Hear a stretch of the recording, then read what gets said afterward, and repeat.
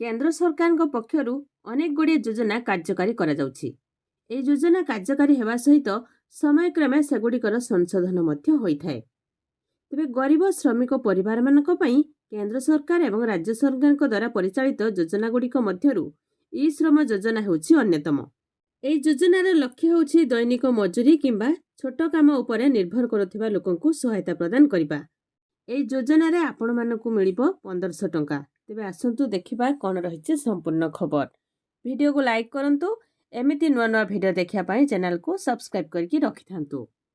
तेबे सबुठु बड़ कथा होछि जे एई योजना रे निर्माण श्रमिक, घरोई सहायक, कृषि श्रमिक, रिक्शा चालक, गाड़ी चालक, मत्स्यजीवी एवं अन्यान्य छोट श्रमिक एही योजनार मुख्य हिताधिकारी।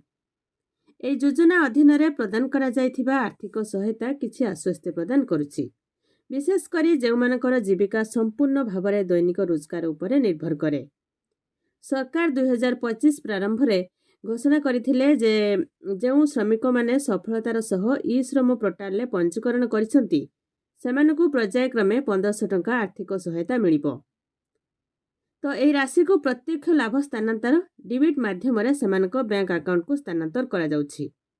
जेउ माने ए पर्यंत टंका पाइ नांती सेमाने सहजरे सेमानकर पंजीकरण स्थिति एवं देय स्थिति ऑनलाइन ले जांच करि परिबे। सरकार एथिपई एक वेबसाइट एवं मोबाइल एप्लिकेशन मध्य प्रदान करछंती। एई ई श्रम कार्ड श्रमिक मानकु केवल आर्थिक सहायता नुहे बरं अन्यान्य अनेक सुविधा मध्य प्रदान करा जाउछि।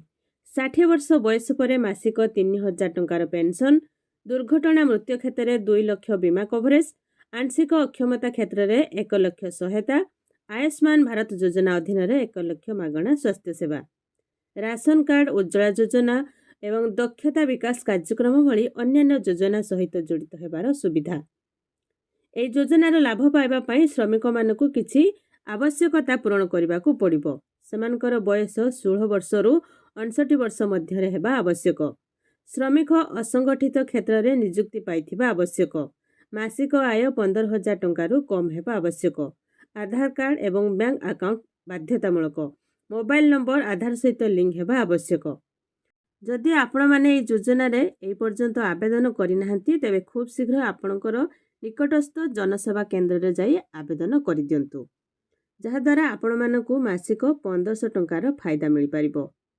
एई प्रक्रियार कोनोसी योग्य श्रमिक बाद न पड़ंतु ताहा निश्चित करिबा पई सरकार समस्त जिल्लार सीएससी केंद्र संख्या वृद्धि करछंती। आपण माने एई योजना रे आवेदन करछंती कि नहीं कमेंट रे जणेबे।